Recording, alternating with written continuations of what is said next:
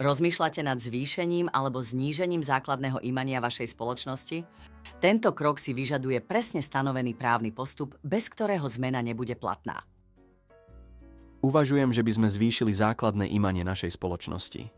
Úprimne, vôbec netuším, čo všetko to obnáša.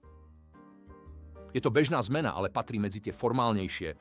Zvýšenie alebo zníženie základného imania musí byť vždy schválené valným zhromaždením spoločníkov a zapísané do obchodného registra. A čo ak sa rozhodneme imanie naopak znížiť? Aj zníženie je možné, no vtedy vstupuje do hry ešte ochrana veriteľov. Zmenu musíte oznámiť v obchodnom vestníku, aby sa vaši veritelia mohli prihlásiť, ak majú obavy o uspokojenie svojich pohľadávok. To znie pomerne zdĺhavo a skutočne náročne. Prvýkrát počujem slovo veriteľ. Vedeli by ste mi prosím s celým procesom pomôcť? Určite áno. Postaráme sa, aby zmena prebehla hladko a v súlade so zákonom. Kontaktujte našu advokátsku kanceláriu doktora Stanislava Rešutíka. Poradenstvo máme bezplatné a všetko vybavíme rýchlo, spoľahlivo a s úsmevom.